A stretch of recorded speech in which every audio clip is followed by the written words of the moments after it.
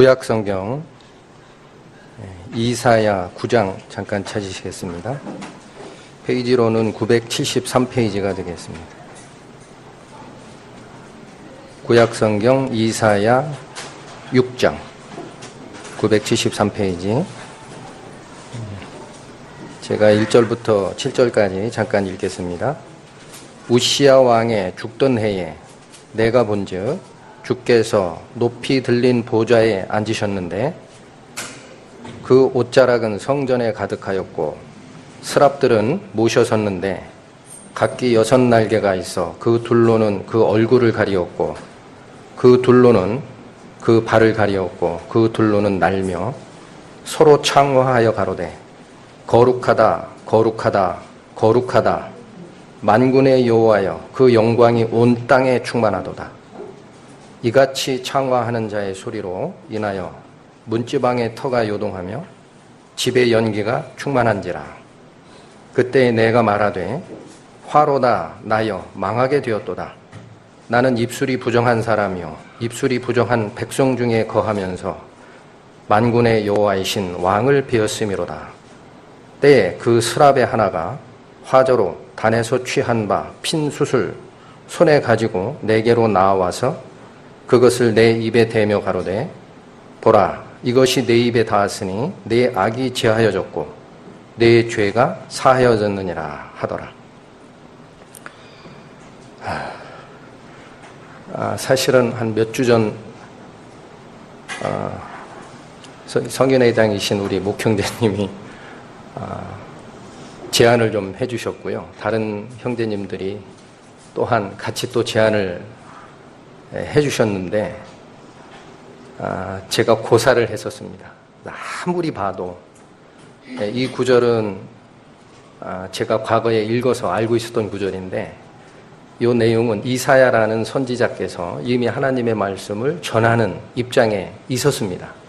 그런데 어느 날 하나님의 보좌와 그를 둘러싼 천사들의 모습을 보는 순간 5절에 뭐라고 나오느냐면 화로다 나여 망하게 되었도다. 나는 입술이 부정한 사람으로 입술이 부정한 백성 중에 거하면서 만군의 여호와이신 왕을 베었음이로다. 이 고백을 하시는 장면을 보고 저는 무슨 생각을 했냐면 이사야 선지자께서는 입술이 부정한지는 모르겠는데 저는 하나님 앞에 온몸이 부정한 자입니다. 이 생각을 가졌던 적이 있었습니다. 그래서 저는 자격이 안 된다. 그래서 저를 모태에서부터 조성하실 때부터 제 안에 있는 영을 주시고 저를 감찰하시는 하나님 앞에 너무 부족한 자다. 또 하나는 저를 아는 철저히 아시는 하나님의 눈에 뿐만 아니라 저를 제일 잘 아는 사람이 누군가 봤더니 저랑 같이 사는 자매인 우리 아내예요. 근데 똑같은 말을 하더라고요. 또 당신이 말씀을 가지고 형제자매하고 교제를 한다고 성경 공부 시간에 스스로 얘기를 하지 않았느냐. 근데 성경에 뭐라고 얘기하는지 한번 살펴보자. 그리고 디모데에게 한 말에 설교를 하는 자들 중에 하나인 장로와 집사의 자격을 얘기한 게 있었어요. 그 말씀에 비춰보면 우리는 너무 부족하지 않느냐. 말씀에 순종하자라고 성경 공부 시간에 그렇게 얘기했던 사람이 자격이 없는데 어떻게 설교단상에 쓰려고 하느냐. 그래서 제가 당연히 거절을 했었습니다. 그런데 세상에 완전해서 하나님 말씀을 전하는 자는 없지 않느냐라는 말씀들을 형제님이 또 주셨고 어떤 형제분은 그런 말씀을 하시더라고요. 금요일날 성경 공부 시간에 황 형제가 발견된 성경 말씀을 가지고 나와서 교제하는 것과 같지 않느냐. 그래서 당신 얘기를 하라는 얘기가 아니고 발견된 말씀을 가지고 교제하라는 얘기니까 그것까지는 할 수 있지 않겠느냐. 그래서 그 말씀에 제가 마음이 조금 움직였고 그 다음에 1년 전부터 저를 인도하여 주셨던 말씀이 하나가 있어요. 그래서 그 말씀에 힘을 얻어서 부족하나마 쓰게 됐습니다. 그 말씀 잠깐 한번 찾아보실까요? 호세아서입니다. 구약 성경 호세아 페이지로는 68페이지쯤에 있습니다. 호세아서 14장.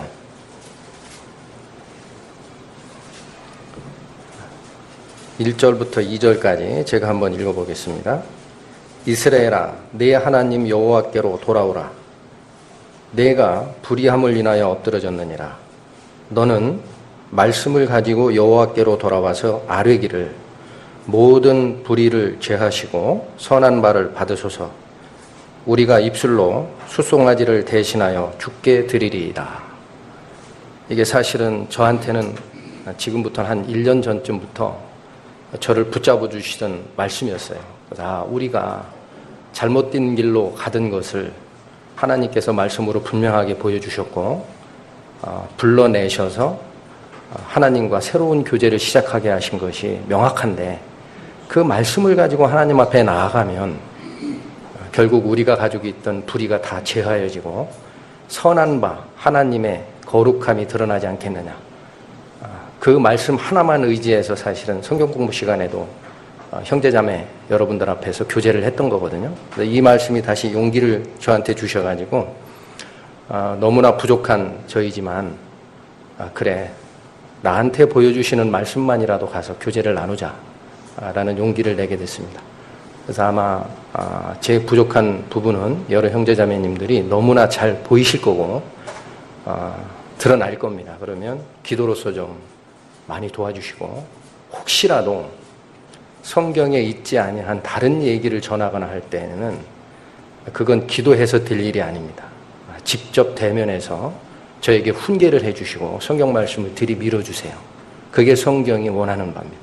성경 말씀에 분명하게 그렇게 되어 있으니까. 그래서 어쨌든 제가 주제넘게 이 단상에 쓰게 된 과정을 조금 설명을 드렸고요. 오늘 형제자매 여러분들하고 같이 상고하고 싶은 성경 말씀은 구약성경 레위기 16장입니다. 잠깐 펴보시겠습니다.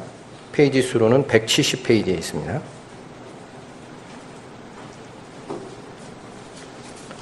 구약성경 레위기 16장. 이 16장 전체는요, 구약의 그 이스라엘의 절기 중에 속죄일이라는 절기가 있습니다. 그래서 이스라엘 백성들이 율법에 정한 바 범죄함이 있으면은 제사장은 하시라도 속죄 제물을 받아서 속죄 제사를 드리게 돼 있는데, 중요한 것은 지성소라는 곳이 있습니다. 지성소. 하나님의 법궤가 안치되어 있는 지성소는 아무 때나 들어가는 게 아닙니다.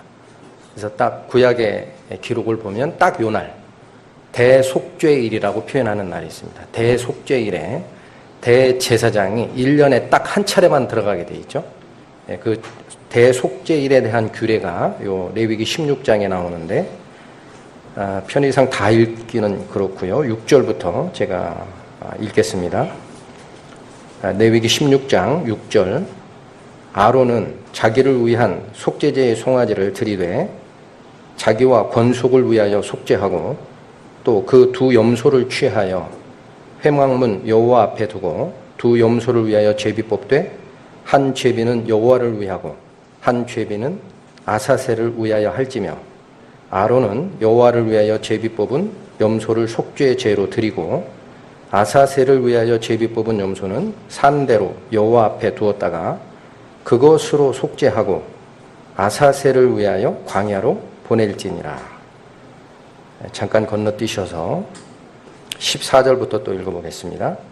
그는 또 숫송아지의 피를 취하여 손가락으로 속죄소 동편에 뿌리고 또 손가락으로 그 피를 속죄소 앞에 7번 뿌릴 것이며, 또 백성을 위한 속죄제 염소를 잡아 그 피를 가지고 장 안에 들어가서 그 숫송아지 피로 행함같이 그 피로 행하여 속죄소 위와 속죄소 앞에 뿌릴지니, 곧 이스라엘 자손의 부정과 그 범한 모든 죄를 인하여 지성소를 위하여 속죄하고 또 그들의 부정한 중에 있는 회막을 위하여 그같이 할 것이요, 그가 지성소에 속죄하러 들어가서 자기와 그 권속과 이스라엘 온 회중을 위하여 속죄하고 나오기까지는 누구든지 회막에 있지 못할 것이며, 그는 여호와 앞단으로 나와서 그것을 위하여 속죄할지니 곧 숫송아지의 피와 염소의 피를 취하여 단 귀퉁이에 뿔에 바르고 또 손가락으로 그 피를 그 위에 7번 뿌려 이스라엘 자손의 부정에서 단을 성결케 할 것이요. 그 지성소와 회막과 단을 위하여 속죄하기를 마친 후에 산 염소를 들이되 아론은 두 손으로 산 염소의 머리에 안수하여 이스라엘 자손의 모든 불의와 그 범한 모든 죄를 고하고 그 죄를 염소의 머리에 두어 미리 정한 사람에게 맡겨 광야로 보낼지니 염소가 그들의 모든 불의를 치고 무인지경에 이르거든 그는 그 염소를 광야에 놓을지니라. 이 규례가 있습니다. 그리고 16장 맨 끝 34절에 보면 이는 너희의 영원히 지킬 규례라 이렇게 말씀을 마치고 있습니다. 그래서 이 대속죄일에 관한 구약 성경의 말씀을 읽다 보면 조금은 신기한 것이 하나가 보입니다.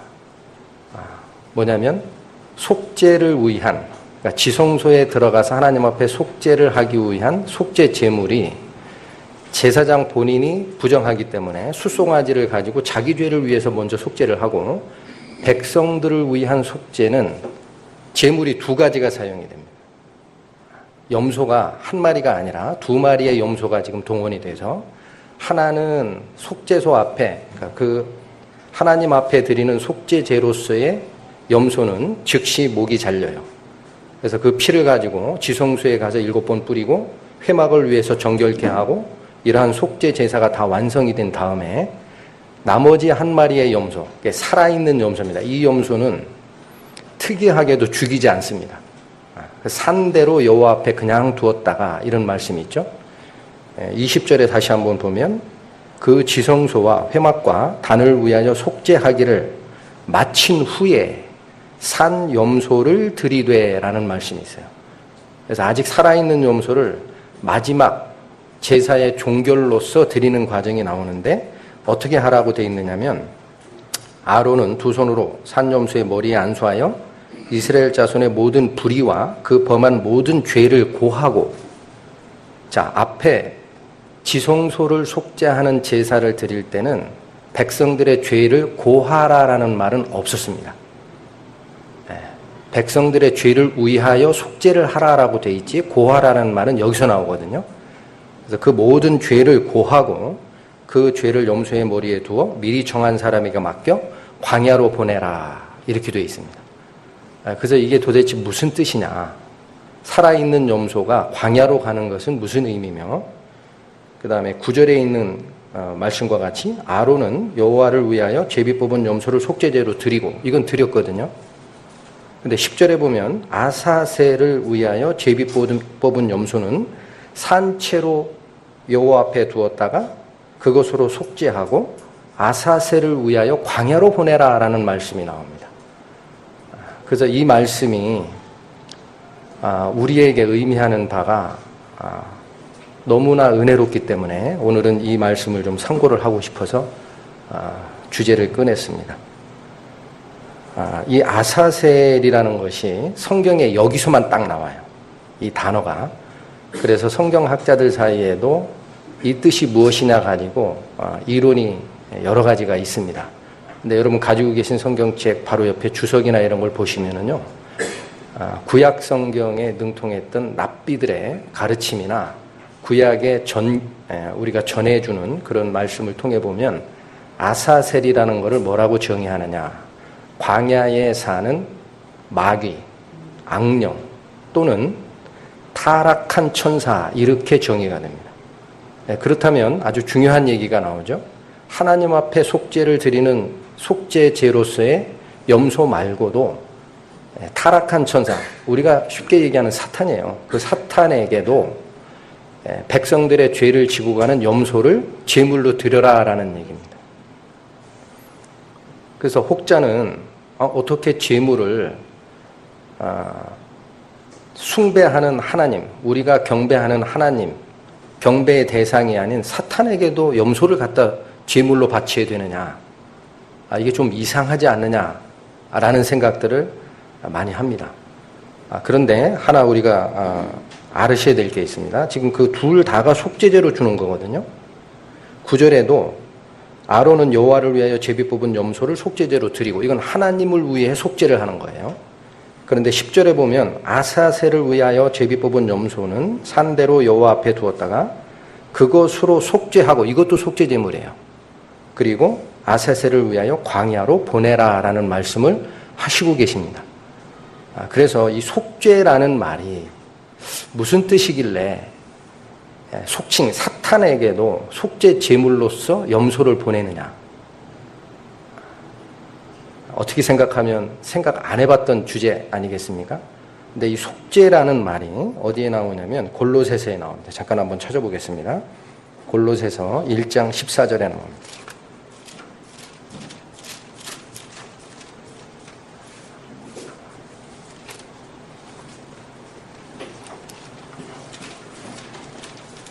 사실은 다 아시는 성경 구절입니다. 골로새서 신약성경 324페이지쯤 됩니다. 골로새서 1장 14절에 보면 그 아들 안에서 우리가 구속 곧 죄사함을 얻었도다라는 말씀이 있죠. 그렇다면 구속이라는 말이 곧 죄사함입니다. 근데 구속이라는 말이 한자로 되어 있기 때문에 의미 전달이 약할 수가 있어요. 근데 한자의 뜻이 앞에 구자는 어디로부터 구하다라는 구자입니다. 구원해내다라는 구자고, 뒤에 있는 속자는 조개패 옆에 물건을 사다 할 때 매매할 때 매자 있죠. 거기에 붙어 있습니다. 그래서 뒤에 속자는 의미가 돈을 주고 사다라는 뜻이에요. 그래서 구속이라는 이 단어가 나중에 혹시라도 집에 돌아가셔서 영문 성경을 찾아보시면 영어 단어로는 redeem이라고 되어 있어요. redeem은 구속하다라는 동사고요. 명사형은 redemption이라고 되어 있습니다. 그래서 자꾸 영어를 써서 죄송한데 이 redeem이라는 단어를 영어 사전에서 찾아보시면 사전적 정의가 뭐라고 나오느냐면 상환하다, 되찾다, 무르다라는 뜻이 있습니다. 우리가 뭘 무르다라는 말이 뭐죠? 어디 가서 상점에서 물건을 샀는데 나 이거 마음에 안 든다. 반환하자. 그러면 그때 돈을 갖다 다시 주고 돈을 다시 도로 찾고 물건을 반납하는 걸 우리가 무른다 그러잖아요. 그래서 그 redeem이라는 말이 뭔가 그 물건의 구속자, 주인이 있었는데 그게 바뀌어진 상태에서 다시 무르자라는 뜻이에요. 되돌리자라는 뜻입니다. 그러면 우리가 죄사함을 구속이라고 표현하고 상환하다, 무르다라는 표현으로 쓸 때에는 하나님이 죄사함을 가지고 뭔가 우리를 다른 쪽의 귀속에서 하나님 편으로 옮기면서 지급한 대가가 있다라는 얘기입니다. 자, 요 지급한 대가는 우리 명백하게 나오는 거죠. 잠깐 한번 그거 먼저 찾아보겠습니다. 계시록 5장입니다.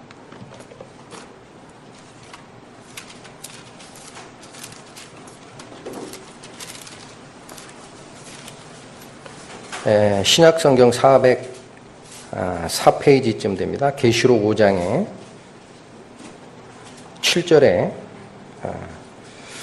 7절부터 원래는 이제 쭉 나가는 건데요. 7절에 어린 양이 나와 보좌 앞에 앉으신 이의 오른손에서 책을 취하시니라 라고 시작이 됩니다. 그리고 핵심적인 것은 9절에 나오죠. 새 노래를 노래하여 가로되 책을 가지시고 그 인봉을 떼시기에 합당하시도다. 일찍 죽임을 당하사 각 족속과 방언과 백성과 나라 가운데서 사람들을 피로 사서 하나님께 드리시고 라는 말씀이 나오죠. 이게 이 일을 하신 분은 세상 죄를 지고 가는 하나님의 어린 양, 이건 누구나 다 아시는 거죠. 그 어린 양이 하신 구속 사업의 핵심이 피로 백성들을 사가지고 하나님께 드렸다라는 말씀을 하시거든요. 그럼 피로 백성들을 샀다라고 하면은 그 값을 받은 자가 있는 거예요. 그거 하나님 아닙니까? 라고 생각하기 쉽죠. 재물을, 대가를 받은 분이 하나님 아니신가요? 그런데 하나 더 찾아보겠습니다. 사도행전 20장.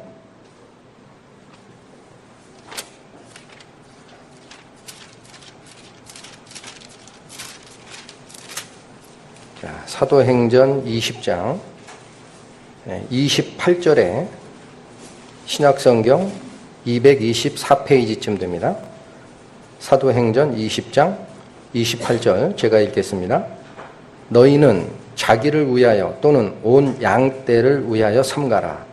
성령이 저들 가운데 너희로 감독자를 삼고 하나님이 자기 피로 사신 교회를 치게 하셨느니라. 그러니까 이 말씀은 백성들을 인도하는 목회자들에게 준 말씀입니다. 그런데 그 안에 어떤 말씀이 나오냐면 너희로 감독자를 삼고 하나님이 자기 피로 사신 교회를 치게 하셨느니라 라는 말씀이 나옵니다.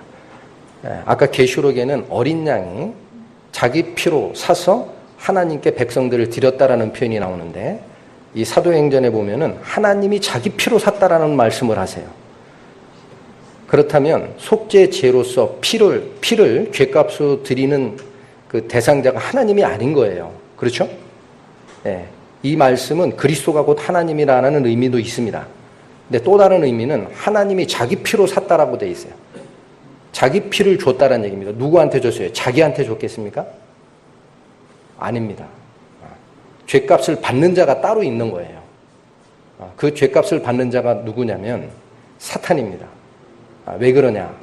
우리가 죄를 에덴 동산으로부터 자유의지를 부여한 다음에 하나님 말씀과 사탄의 유혹 중에 사탄의 유혹을 따라가는 순간 우리가 마귀의 종이 됐어요. 그러니까 하나님은 마귀의 종인 우리를 구원하시기 위해서 당연히 값을 치른다라는 얘기입니다. 누구에게? 사탄에게. 그 자기 피로 샀다라는 말씀을 하시니까 아까 다시 신명기 16장에 있는 대속죄일의 그 말씀이 의미가 심각해집니다. 하나님이 우리를 구원하시는 방법이 하나님이 거룩하시고 의로우시기 때문에 죄덩어리인 우리 인간을 눈으로 못 보시는 거예요. 그래서 첫 번째는 자기를 위해서 속죄를 받아야 됩니다. 하나님께서 우리의 죄를 다 속하는 내가 만족스럽다라고 보여지는 그 재물을 받기를 원하시는 그게 첫 번째 염소죠. 그런데 두 번째 염소는 뭐냐면은 사탄의 종이었던 우리를 돈을 주고 사셔서 하나님의 나라로 옮기시기 위해서는 그 돈을 받는 자 사탄에게도 대가를 줘야 되는 거죠. 그게 살아있는 아사셀 염소의 의미입니다. 그래서 이 두 번째 재물은 죽이질 않죠. 산채로 두었다가 아사셀을 위하여 광야로 보낼지니라 라는 말씀을 하십니다. 그래서 이거는 어떤 의미가 있느냐면요. 저도 많이 초신자 시절부터 젊어서 구원을 받아가지고 여기 지금 앉아 계신 청년 형제자매님들 고민이 많은 거 제가 알고 있어요. 뭐냐면 청년회 때 그 유혹이 많거든요. 저 똑같은 과정을 겪었는데 항상 나중에 싸우다 집니다. 육신에 져요. 그러면 저 속에 내 속에 있는 양심에서 어떤 송사가 올라오느냐면 네가 그러고도 하나님의 자손이냐 이 더러운 놈아 이 송사가 올라와요. 자, 이 송사가 무엇인가? 이 송사가 무엇인가? 하나님은 분명히 나를 거룩하다 의롭다라고 칭해 주셨는데 내 양심의 법에서는 아직도 나를 송사하는 게 남아있구나. 이 송사의 정체가 무엇이냐? 이거를 밝히지 않으면 정상적인 그리스도의 생활을 할 수가 없습니다. 내 위치가 바뀌어지는 게 아니에요. 나는 분명히 하나님 앞에 거룩함을 입었습니다. 그런데 그 양심의 송사라는 또 다른 법이 나를 계속 송사를 하거든요. 자, 그래서 이 송사의 주체가 무엇이냐? 잠깐 이걸 또 한번 좀 보시겠습니다. 역시 계시록 12장 잠깐 찾아보시겠습니다.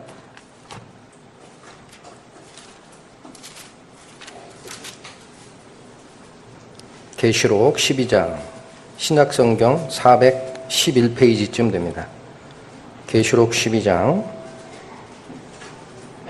9절부터 제가 읽겠습니다. 큰 용이 내어 쫓기니 옛 뱀 곧 마귀라고도 하고 사단이라고도 하는 온 천하를 꾀는 자라. 땅에서 내어 쫓기니 그의 사자들도 저와 함께 내어 쫓기니라. 내가 또 들으니 하늘에 큰 음성이 있어 가로되 이제 우리 하나님의 구원과 능력과 나라와 또 그의 그리스도의 권세가 이루었으니 우리 형제들을 참소하던 자 곧 우리 하나님 앞에서 밤낮 참소하던 자가 쫓겨났고. 자, 이 마지막 순간에 나타나는 이 현상을 기록한 것이 계시록 2구절입니다. 형제를 참소하는 자가 있었다는 얘기입니다. 누구 앞에서? 하나님 앞에서. 그것도 한두 번 참소하는 게 아니죠. 밤낮 참소를 합니다. 네가 하나님의 아들이라고 하는데 네 모습을 봐라. 더럽지 않느냐. 이 참소가 쉼없이 올라갑니다. 양심으로부터. 자, 이 참소의 주인공이 누구겠느냐 이거예요. 이게 바로 사탄이죠. 그래서 그 사탄에게 우리가 지면 안 되는 거죠. 그래서 이기기 위해서는 성경에 뭐라고 되어 있습니까? 악에게 지지 말고 선으로 악을 이기라라는 말씀이 있어요. 그래서 그 선으로 악을 이기라라는 말씀에 이기다라는 표현은 단순히 방어하라는 얘기가 아닙니다. 방어만 해서는 이길 수가 없어요. 지키는 거죠. 근데 이기기 위해서는 뭐가 있어요? 적을 물리치는 무기가 있어야 되겠죠. 근데 성경에 참 재미있게도 이기는 무기 하나가 우리에게 주어져 있는 게 보입니다. 이기는 무기. 자, 그게 어디 있느냐면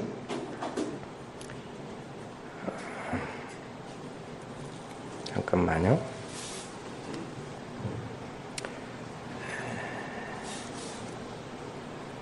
요한 1서 잠깐만요. 요한 1서 잠깐 찾아보겠습니다.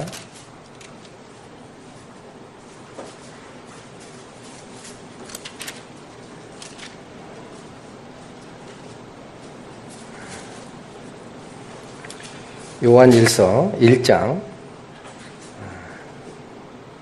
8절부터 제가 잠깐 읽어보면, 자, 만일 우리가 죄 없다 하면 스스로 속이고 또 진리가 우리 속에 있지 아니할 것이요 만일 우리가 우리 죄를 자백하면 저는 미쁘시고 의로우사 우리 죄를 사하시며 모든 불의에서 우리를 깨끗게 하실 것이요 만일 우리가 범죄하지 아니하였다 하면 하나님을 거짓말하는 자로 만드는 것이니 또한 그 말씀이 우리 속에 있지 아니하리라. 이런 말씀이 나옵니다.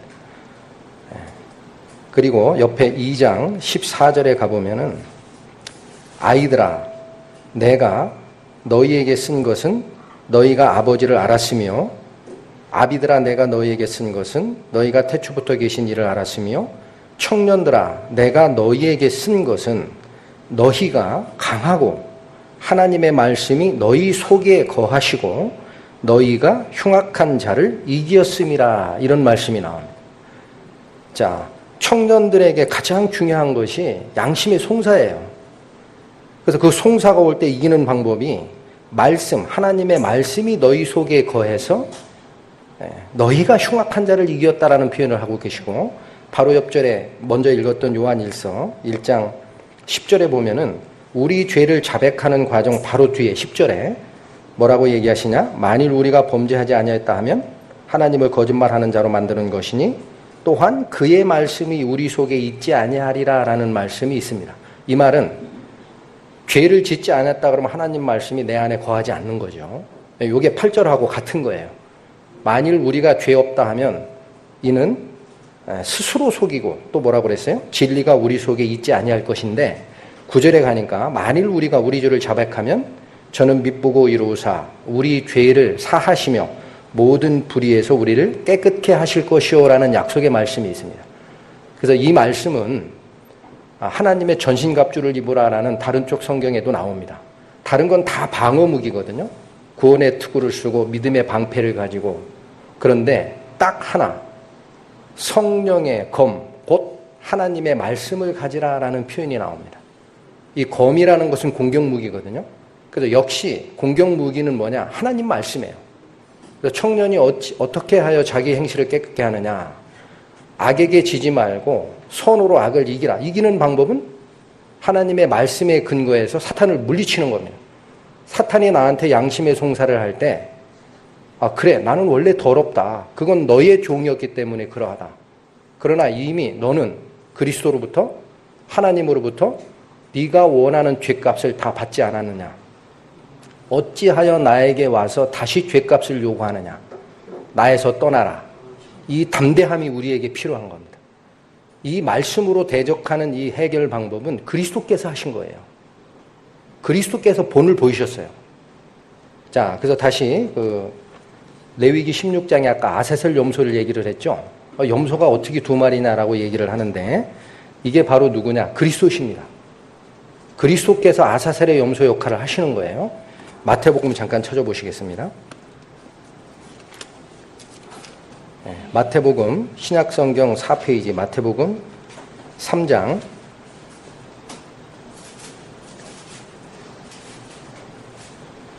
자 13절부터 조금 읽겠습니다. 이거는 여러분들이 다 아시는 겁니다. 그 세례 요한에게 그리스도께서 세례를 받으신 이후에 성령이 임하시고 하나님께서 선언하시는 과정이 나옵니다.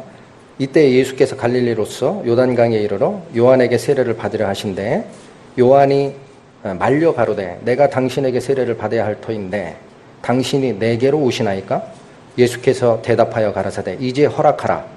우리가 이와 같이 하여 모든 의를 이루는 것이 합당하니라 하신대 이에 요한이 허락하는지라. 예수께서 세례를 받으시고 곧 물에서 올라오실새 하늘이 열리고 하나님의 성령이 비둘기같이 내려 자기 위에 임하심을 보시더니 자, 이게 이제 절차를 따라서 의를 이루는 과정인데 예수 그리스도께서 세례 요한으로부터 침례를 받으신 이후에 성령이 임하시는 과정이 나오고 17절에 보면 하늘로서 소리가 있어 말씀하시되 이는 내 사랑하는 아들이요 내 기뻐하는 자라 하시니라.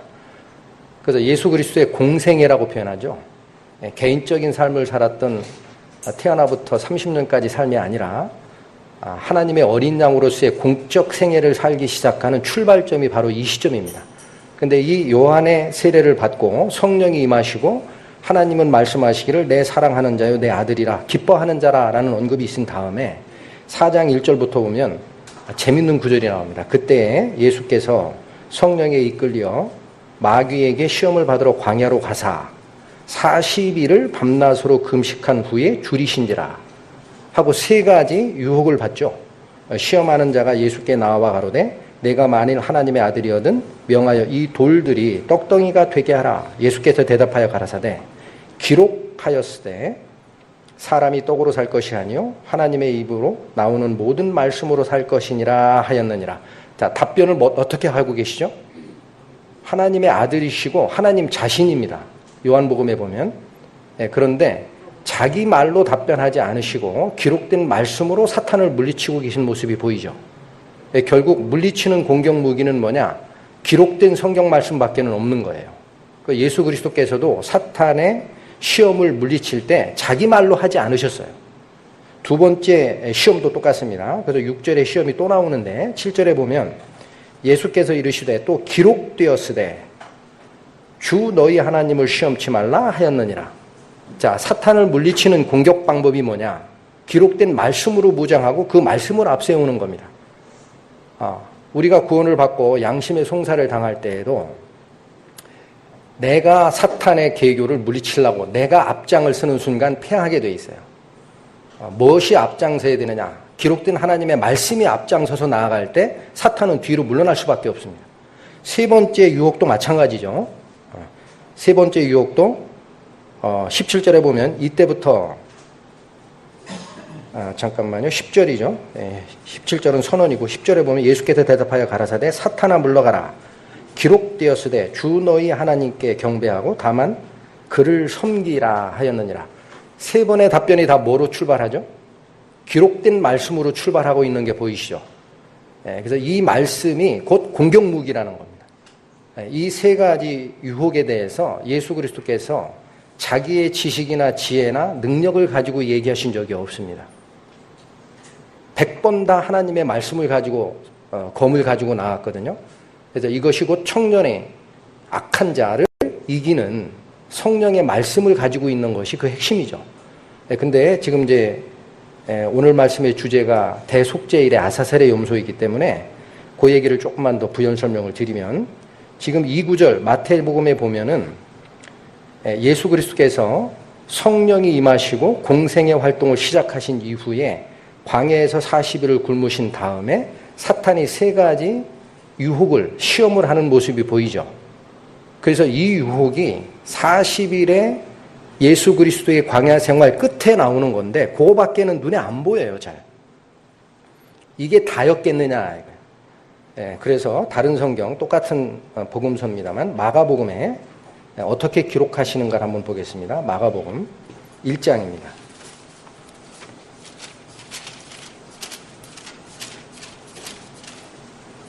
마가복음 1장 신약성경 53페이지쯤 됩니다. 마가복음 1장 9절부터 13절까지 제가 읽겠습니다.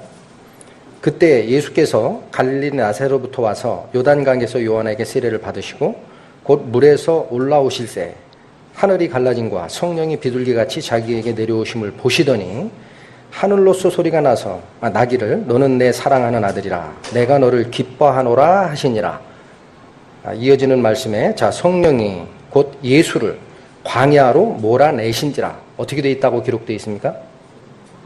예수 그리스도와 성령과 성부 하나님은 분명히 한 분이신데 역할이 다르죠. 근데 그리스도를 그냥 놔두시지를 않아요. 성령이 광야로 몰아냅니다. 예수 그리스도를. 몰아내신지라 광야에서 40일을 계셔서 사탄에게 시험을 받으시며 들짐승과 함께 계시니 천사들이 수종들더라 라는 말씀이 있어요. 여기서는 40일을 금식하신 후에 사탄이 준 유혹 3가지를 얘기하지 않아요. 반대로 그러니까 그 말씀과 달리 무슨 얘기를 하느냐. 40일을 계셔서 사탄에게 시험을 받으시고 들짐승과 함께 계셨다라고 되어 있습니다.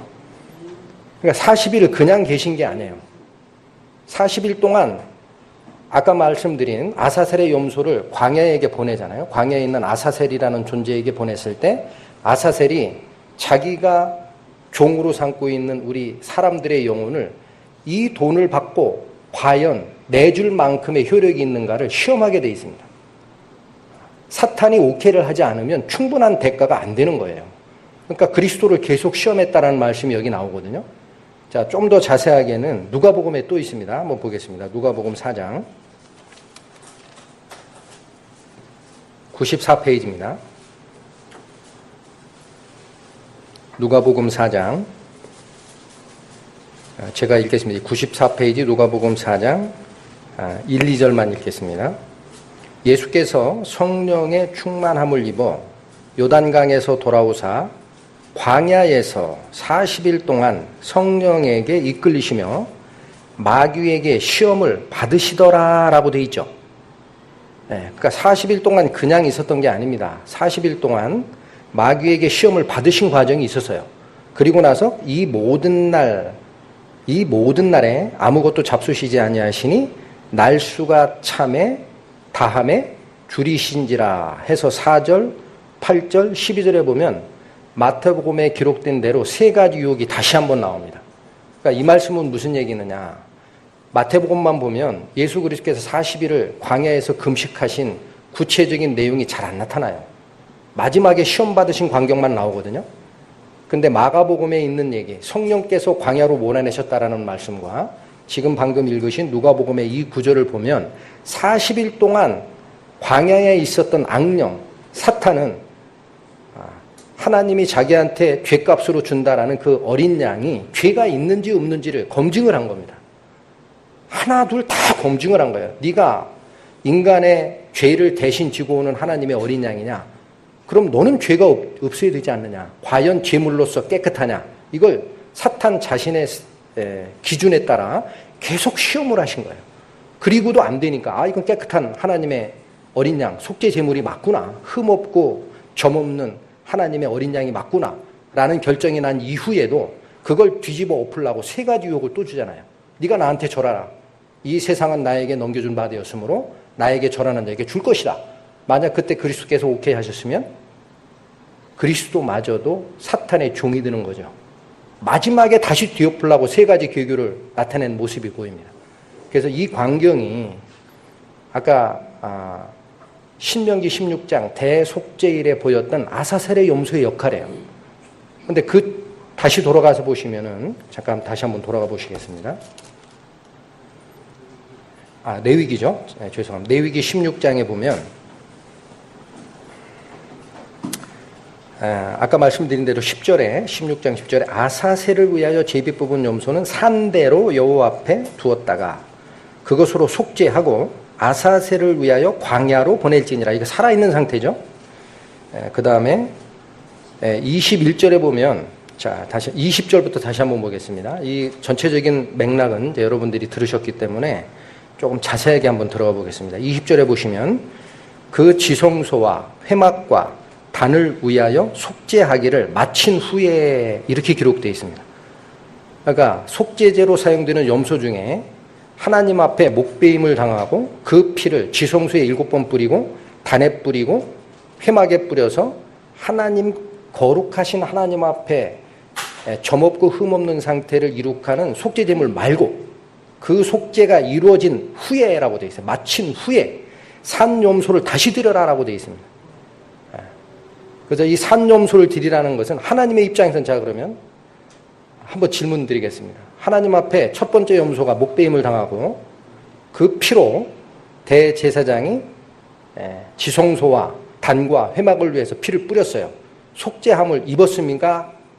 입지 않았습니까? 완성됐나요? 안 됐나요? 속죄 제사가 완성됐습니까? 안 됐습니까? 됐습니다. 대제사장이 드리는 지성소에 들어가서 드리는 제사가 하나님에게 연락 기쁘게 받아들일 수 있는 조건에 해당이 안 되면은 대제사장은 지성소에서 죽게 돼 있어요. 못 나옵니다. 그래서 여러분들이 나중에 가서 구약성경을 잘 읽어보시면 대제사장이 입는 제복의 맨 밑에 솔기에는 방울을 달게 돼 있어요. 그 소리가 안 들리면 죽은 거예요. 못 들어갑니다. 근데 이 대제사장이 지성소에서 깨끗게 하는 속죄 제사를 다 드리고 나온 상태에서 산염소를 또 드리거든요. 그러면 하나님 앞에는 우리의 죄가 이미 사하진 거예요. 하나님의 거룩함, 하나님의 완전함, 하나님의 의로움 앞에 더 이상은 인간의 죄가 안 나타나는 겁니다. 그런데 왜 마지막에 다시 산염소를 드리느냐. 그리고 또 재밌는 게 있죠. 그 앞에 드리는 염소를 드릴 때는 고하라라는 말이 없어요. 여러분 집에 가 다시 한번 읽어보세요. 온 백성의 죄를 고하라라는 말이 없습니다. 온 백성의 죄를 위하여 제사를 드려라라고만 돼 있습니다. 그런데 이 뒤쪽 산염소를 드리는 제사에는 산염소를 드리되 하고 방법이 21절에 나오죠.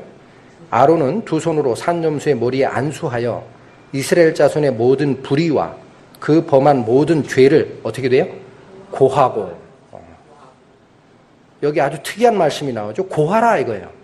고하고 그 죄를 염소의 머리에 두어 미리 정한 사람에게 맡겨 광야로 보내라라고 되어 있습니다. 산채로 보내는 거예요. 그럼 이 고하라라는 말씀이 많이 들어보신 거 아닙니까? 어서 들어보신 것 같아요. 방금 전에 읽었어요. 우리 요한일서 다시 한번 가보십니다. 요한일서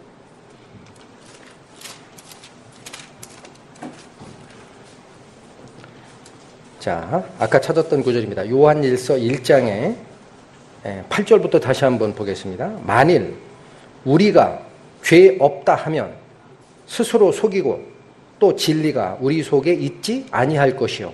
만일 우리가 우리 죄를 자백하면이라는 말이 나오죠. 이게 고하는 과정이 나와요. 우리 죄를 자백하면 저는 미쁘시고 의로우사 우리 죄를 사하시며 모든 불의에서 우리를 깨끗게 하실 것이요. 깨끗게 하셨습니까? 깨끗게 하실 겁니까? 미래형입니다. 이게 왜 미래형으로 돼 있죠? 하나님 앞에 우리 죄를 속죄하는 첫 번째 죽은 염소의 피는 하나님 앞에서 우리가 의롭게 드러나는 게 충분합니다. 그런데 문제는 자기 종이었던 인간의 영혼들을 하나님께 되돌려줘야 되는 사탄의 입장에서는 자꾸 소유권을 주장할 수 있어요. 어디서 주장하느냐? 구원받은 우리의 영혼 속에 있는 양심의 법에서 주장하는 거예요. 네가 하나님의 자손이라고 하느냐? 너는 왜 그렇게 더러우냐? 네 안에 의가 없지 않느냐? 너를 들여다봐라.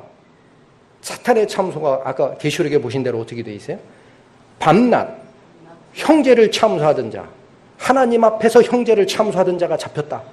이 마지막 순간에 사탄이 잡히는 광경이었거든요. 그래서 이 속죄 제사는 육신적으로 살아있는 한 우리가 죽을 때까지 드려야 하는 제사인 거예요. 미래형입니다. 자, 그래서 염소가 어떻게 돼요? 한 번에 죽지 않죠? 어떻게 보내라고 되어 있습니까? 아사셀에게. 산채로 보내라. 염소가 살아있는 동안에 계속적인 제사를 하는 거예요. 제사라기보다는 말을 좀 바꾸면 속죄제인데 제사라기보다는 사탄의 입을 막는 겁니다. 살아있을 동안에 예수 그리스도의 피가 바로 네가 원하는 그 죄값을 미래의 죄까지 다 속죄하는 네가 원하는 죄의 대가를 다 지불하는 능력이 있지 않느냐. 더 이상 얘기하지 마라. 이것이 바로 두 번째 살아있는 아사셀 염소의 피해 제사의 의미입니다. 그래서 지금 요한일서 1장 8절에 보면 죄를 자백하라는 말씀이 나오는데요. 히브리서를 다시 한번 보겠습니다. 히브리서 4장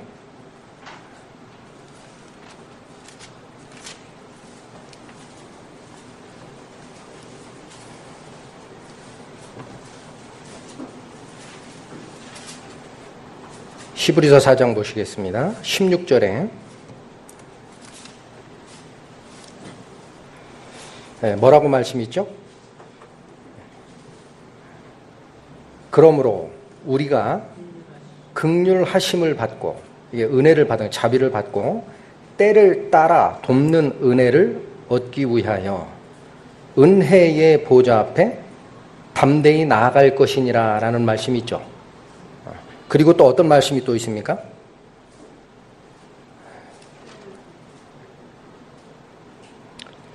잠깐만요. 은혜의 보좌 앞에 때를 따라 돕는 것이 있다라고 말씀을 하시고 그 앞에 담대히 나아가라는 말씀을 우리가 지금 찾아보셨고요.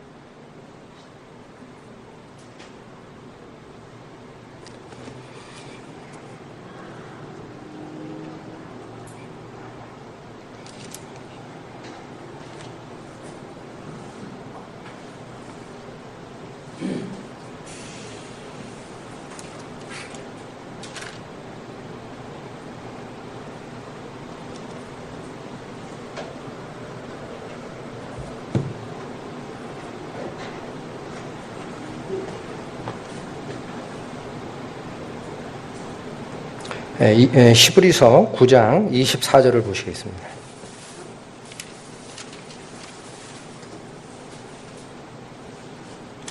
히브리서 9장 24절 그리스도께서 참것의 그림자인 손으로 만든 성소에 들어가지 아니하시고 오직 참 하늘에 들어가사 이제 우리를 위하여 하나님 앞에 나타나시고 대제사장이 해마다 다른 것의 피로써 성소에 들어가는 것 같이 자주 자기를 드리려고 아니하실지니라고 되어 있죠. 그래서 이 대제사장이신 그리스도께서 하나님 우편에 계시면서 우리를 위해서 계속적으로 하나님께 제사를 드리고 계세요. 하나님 앞에 우리의 죄를 가리는 하나님 앞에 죽은 염소의 피로 드리는 제사 말고도 사탄이 참소하는 그 양심의 법에 너가 어떻게 이렇게 더러운데 하나님의 자녀냐라는 그 송사를 계속적으로 방어하시는 역할이 누구냐? 예수 그리스도께서 하시는 일입니다. 그래서 이게 성경에서 신약 성경에서 얘기하시는 하나님의 뜻은 이것이니 너희의 거룩함이니라라는 표현이 있죠.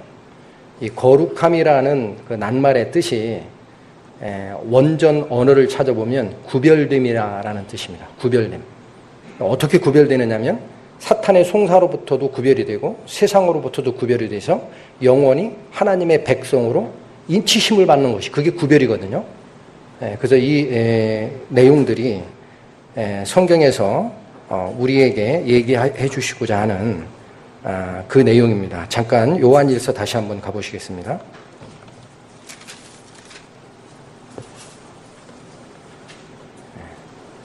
요한일서 3장 8절입니다.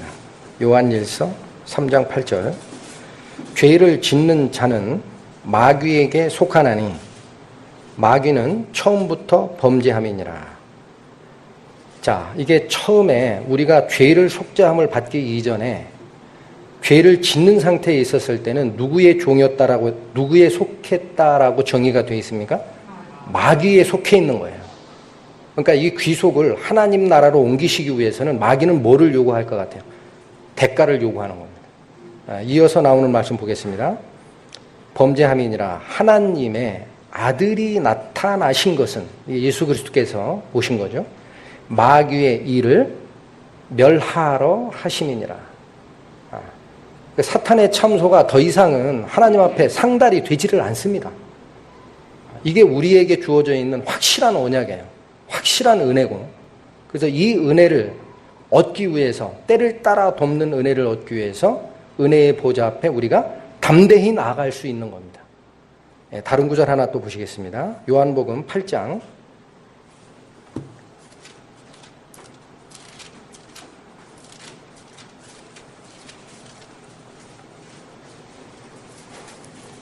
요한복음 8장 34절입니다. 그리스도께서 하신 말씀입니다. 신약성경 159페이지 정도. 요한복음 8장 34절 제가 읽겠습니다. 예수께서 대답하시되 진실로 진실로 너희에게 이르노니 죄를 범하는 자마다 죄의 종이라. 우리가 처음에 죄를 범하는 상태에 있었을 때에는 우리가 독립된 존재가 아니라 사탄의 종이었다라는 거예요. 그러면 종에서 풀려나는 방법이 있느냐? 종에서 풀려나는 방법이 레위기서에 있습니다. 레위기서 25장을 잠깐 한번 보겠습니다. 지금 성경을 여기저기 너무 많이 찾는데 레위기서 25장 잠깐 찾아보시겠습니다.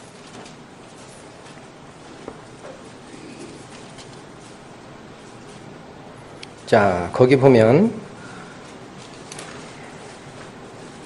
47절부터 이스라엘 민족 중에 다른 사람들에게 종으로 팔린 자가 있을 수 있어요. 요 얘기가 그 얘기입니다. 이스라엘 민족 중에 다른 민족에게 종으로 팔린 자가 있으면 그 종으로 팔린 자인 형제인 이스라엘 민족을 위해서 그 종을 돈을 주고 사서 종의 지위에서 해방시켜라라는 말이 이 규례입니다. 거기 보시면 너희 중에 우거하는 47절입니다. 너희 중에 우거하는 이방인은 부여하게 되고 그 곁에 사는 너희 동족은 비난하게 되므로 너희 중에 우거하는 그 이방인에게 이방인에게나 그 족속에게 몸이 팔렸으면, 이게 종으로 팔린 거죠. 팔렸으면 팔린 후에 그를 속량할 수 있나니, 이 속량이라는 말도 똑같은 얘기입니다. 돈 주고 사라라는 얘기. 종의 지위를 해방시키기 위해서 그 자에게 돈을 주고 사라라는 규례가 나옵니다. 그래서 구체적인 내용들은 여기서 제가 안 읽겠습니다. 그래서 그리스도 똑같은 일을 하시는 거죠. 원래 하나님이 자기를 섬기고자 만든 인간이었는데 사탄의 꾀임에 빠져서 사탄의 말에 순종하는 순간, 아까 그리스도께서도 정의하셨고 그 다음에 요한 1서에서도 기록됐듯이 죄를 짓는 자마다 죄의 종이다, 사탄에 속했다라는 말씀이 나오죠. 그게 증거란 얘기예요. 죄를 짓는 것은 하나님 앞에 혐오스럽고 한 것도 있지만 네가 죄의 종으로 팔렸다라는 증거다라는 얘기입니다. 그래서 그 증거가 발견된 이후에 사탄에게서 놓이기 위해서 뭐를 줘야 되는 거죠? 속전을 줘야 됩니다. 속전. 돈을 주게 돼 있어요. 근데 그 돈이 초반에 제가 말씀드렸듯이 그리스도께서 자기 피로 사서 모든 나라와 열방과 백성 중에서 사서 하나님께 드리셨다라고 하는 그 피가 바로 속죄의 대가거든요. 그래서 이게 완전하게 사탄에게 제시가 되어 있기 때문에 우리는 담대하게 나갈 수 있습니다. 우리 몸이 바뀌진 않지만 양심에 대한 사탄의 송사가 올 때 하나님 말씀을 무기 삼아서 너는 더 이상 나한테 네가 원하는 대가를 받을 자격이 없다. 내 뒤로 물러가라. 라는 공격 무기를 가지셔야 됩니다. 자, 그래서 성경에 보면 지금 제가 찾기는 좀 그렇고 성경에 그런 말씀이 있죠. 하나님으로부터 나신 자가 너희를 지키시네 악한 자가 너희를 만지지도 못하느니라 라는 말씀이 있습니다. 우리는 이 말씀을 정확하게 마음속에 간직을 하고 사탄의 송사로부터도 자유롭고 그 다음에 우리가 어떻게 우리의 모든 죄로부터 해방이 되는지도 성경 말씀과 그 규례를 통해서 명백히 알 수 있었습니다. 그래서 짧으나마 제 말씀은 여기서 끝마치도록 하겠습니다. 잠깐 기도드리겠습니다.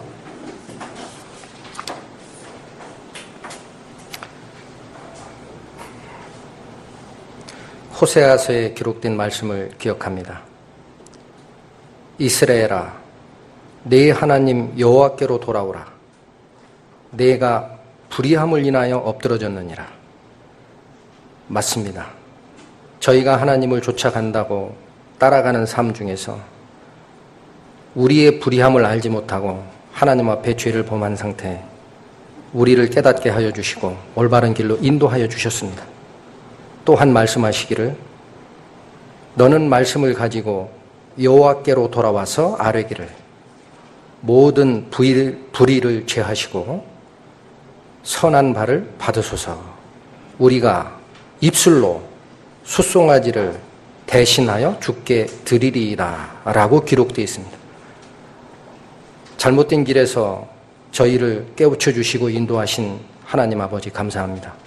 앞으로도 항상 주 앞에 나아갈 때 하나님의 말씀을 가지고 나아가게 하여 주시고 우리 눈을 밝히사 잘못된 것을 발견하게 하셨던 그 자비로움으로 우리의 마음을 또한 낮추사 하나님이 거룩하신 것과 그 거룩함에 기반하여 우리에게 허락하신 은혜의 풍성함을 우리들에게 이루어 주시기를 원합니다.